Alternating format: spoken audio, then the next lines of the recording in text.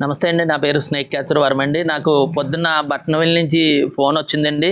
పాము ఉందని, ఒక ఇంట్లో పాము ఉందని నాకు బట్నవెల్లి సతీష్ కుమార్ ప్రెసిడెంట్ గారు నాకు ఫోన్ చేశారండి. ఒకటి ఇక్కడికి రావడంతో ఇక్కడ కొంచెం పాడుపడ్డ ఇంట్లో రక్తపింజర పాము అండి. సుమారు 15 కేజీలు బరువు ఉంటుంది.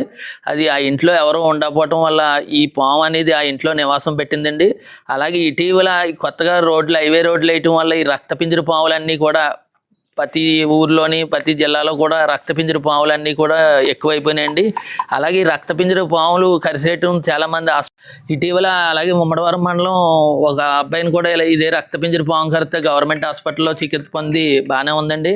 ఎందుకంటే ఈ పాములన్నీ కూడా ఈ శీతాకాలం తోటలకు నీరు పెట్టడం, అలాగే దుక్కులు దున్నటం వల్ల కూడా ఇవన్నీ కూడా చెదిరిపోయి ఇళ్లలోకి అలాగే మన దొడ్లలోకి కూడా వచ్చేయటం జరుగుతుంది.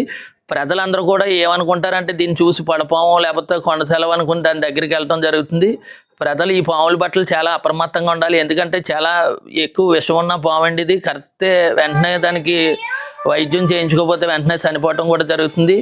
అలాగే ప్రజలందరూ కూడా ఇప్పుడు వచ్చేది వేసవకాలం కాబట్టి పాములన్నీ కూడా ఈ ఎచ్చదనానికి ఇంట్లో చల్లదనానికి ఇళ్లలో కూడా వచ్చేస్తూ ఉంటాయి. పిల్లలు అందరూ కూడా ఈ బట్నవెల్లి వస్తువులు అందరూ కూడా ఈ రక్తపింజలు బట్టి చాలా అప్రమత్తంగా ఉండాలని కోరుకుంటున్నాను. సుమారు దగ్గర ఒక 10 సంవత్సరాల పాము అండి ఇది. సుమారు 15 కేజీల దాకా ఉంటుంది.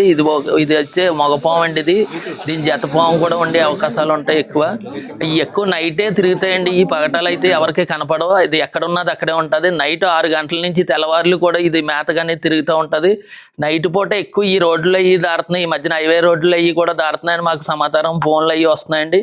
ప్రజలు ఎక్కడికైనా వెళ్ళినప్పుడు కూడా ఈ పామును చూసి కొంచెం దూరంగా ఉండటం రైటు. ఎందుకంటే అది ఎగిరి వెంటనే కట్టడం కూడా జరుగుతుంది. దాన్ని చూద్దామనో లేకపోతే వీడియో తీద్దామనో ఫోటో తీద్దామనో దగ్గరికి వెళ్తే మటుకు వెంటనే కరిచే అవకాశాలు ఉన్నాయి. చాలామంది కూడా ఈ పాముల పట్ల అప్రమత్తంగా ఉన్నట్టు ఎక్కడైనా పాము వస్తే నాకు వెంటనే సమాచారం అందించండి.